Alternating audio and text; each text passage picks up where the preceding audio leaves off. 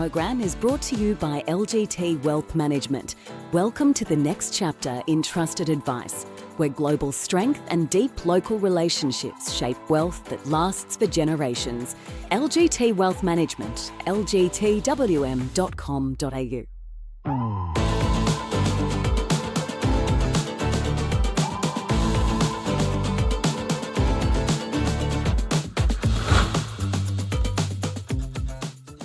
Good Friday morning to you. A pleasure to be here with you. As we round out the week here in Australia, we are expecting to see a bit of a dip at the open, to say the least. It was a wild session on Wall Street with, big swings. Early on, there was a tech rally. Nvidia was higher, but real sharp reversal by the end of the session. In fact, we haven't seen the Nasdaq close this low since September the 11th.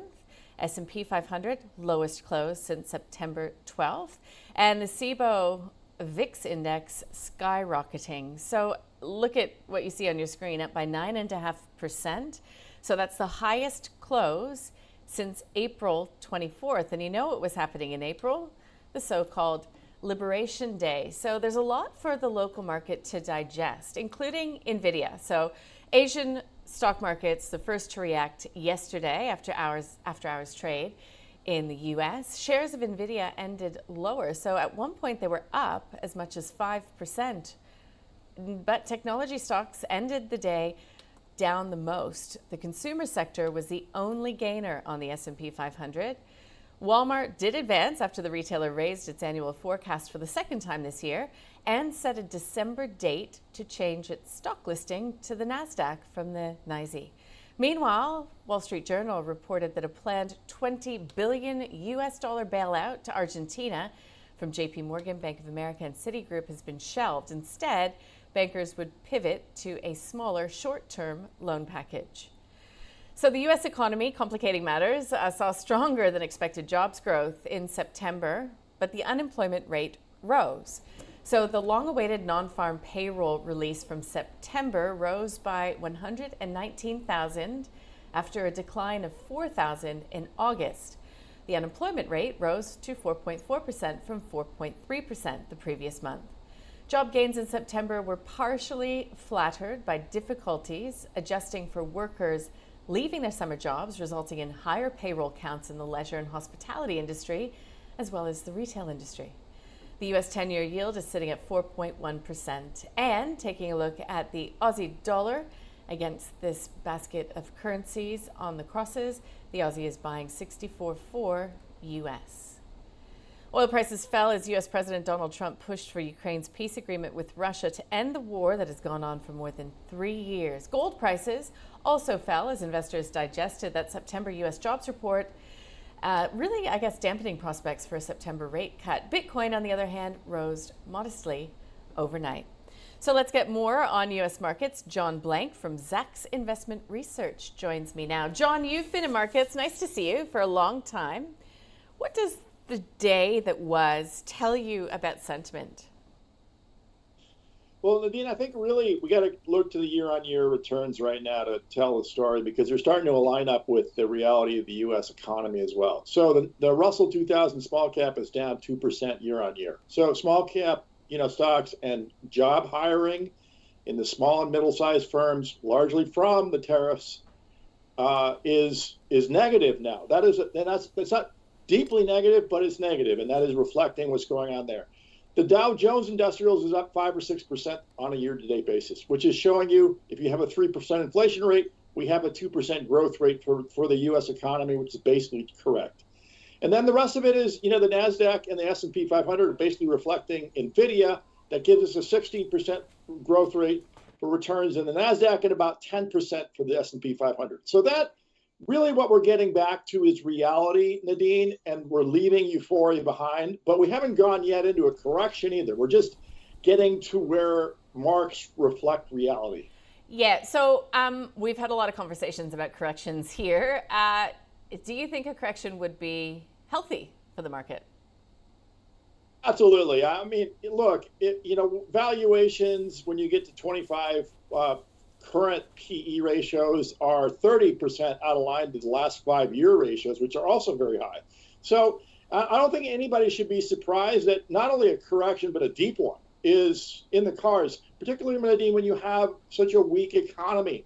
I mean, yeah, we had 119,000 jobs in September, but from May through September, 5 months of time, we've added something like 193,000 jobs in 5 months, which effectively is 40,000 jobs a month.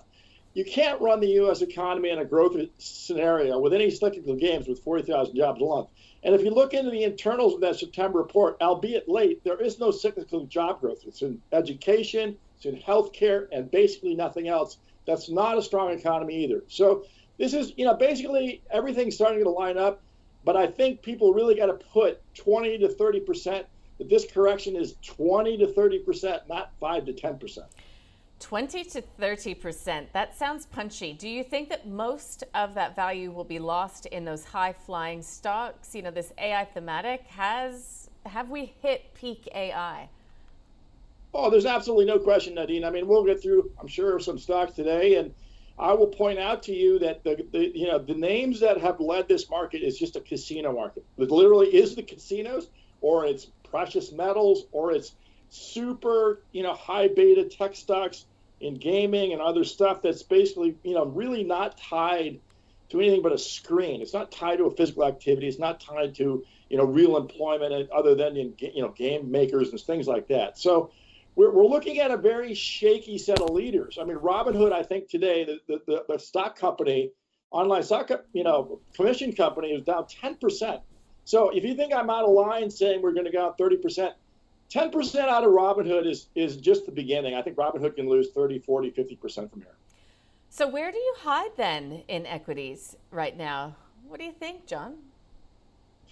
I mean, maybe energy, maybe utilities. But in general, I mean, you just got to look for the beta on these stocks and find out if it's, a 0.5 beta or 0.6 beta. That's probably your best bet. But in general, Nadine, they're all going down because, this has been an everything market on the way up, and it's probably going to be an everything market on the way down. Other than, basically, stay in money markets or, just take a lower loss with a lower beta name. So will the data that we're starting to get, the delayed data, we talk about, you were talking about the U.S. economy being very weak. So what does that mean for the Fed? Well, I mean, this is the thing. The Fed, just like the market, does not like uncertainty. So now the Fed has, to play the hand it's dealt with private data. It has its own regional, data, high frequency data. Chicago Fed, Atlanta Fed, New York Fed, San Francisco Fed, they all collect data. So they're going to be at a FOMC level, voting member level. They know what's going on. They know the 4.4% unemployment rate is probably accurate. It might be 4.5. They're going to know that. But what they don't know is, collectively how to address their differences. And that, that's being reflected in the Fed watch. I mean, we're down to 60% chance they're going to hold in December. Then you get a 50% chance in January that they will cut. So basically what the market's telling you is they're going to address this in the new year. They're going to wait to see what the data is when it's finally compiled and it finally comes out. Now, I'm going to push you for a couple of stock-specific comments. You mentioned gold. Are you buying gold, John? No, I would not. I mean, I personally think the top is in on gold. It's been a momentum trade, particularly in the last few months. And no, I'm a seller of gold. I think you take your profits now, basically. You were talking about gaming earlier, and I like what you said about, we've been so focused on everything to do with screens. And you mentioned gaming in there. Is that an area that could prove to be resilient in this type of major correction that you're calling for? I doubt it, Nadine. I mean, this is, typical stuff that ran super strong through, the last 3, 4, 5 months out of the Liberation Day. This is just basically people looking for a high beta name. So the problem with gaming stocks is they're high beta. And if they're high beta, that, we've had a lot of interest in either leveraged ETFs, single stock ETFs, or high beta names generally. So I would be out of and taking my profits off these gaming names as well. Okay, so when we get this big pullback, this major correction that you're calling for, what happens in 2026? Like, does your crystal ball tell you what will come next? Nadine, this is the problem. I mean, I sit on the investment committee at Zacks, and we manage billions of dollars. And I tell everybody this: the problem isn't the data. The data is what it is. We have a flat economy. It can get better. It can get weaker. So if you want a cyclical economy, you have to find for me and tell me where we get it, 150,000 jobs a month now. Just go ahead and find it for me, Nadine, and then I'm going to get bullish. But if you stand back and say to me, John, I don't know where that 150,000 jobs a month is coming from the U.S. economy, because you're not going to put on to me that, ChatGPT version 5 and more selling of data centers with no employees is going to get me to 2 million additional jobs next year.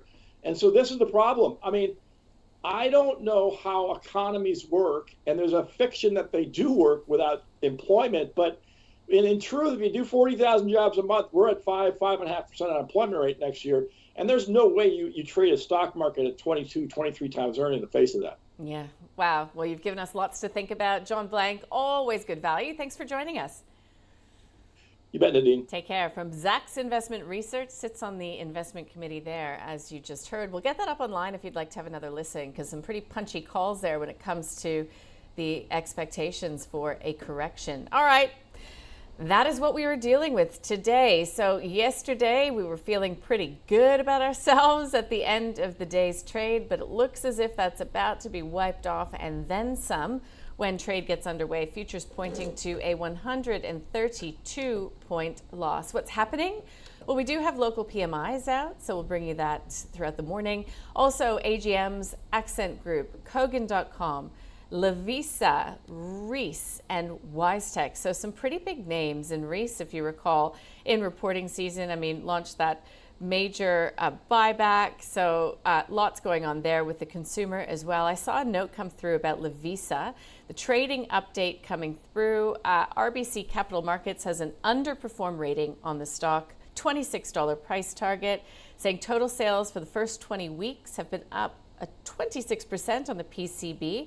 Ahead of consensus, however, on a like-for-like basis, up only 3.5% and below consensus. So we'll see how the market treats it when it gets up and running in just a couple minutes' time. We'll take you through the open next.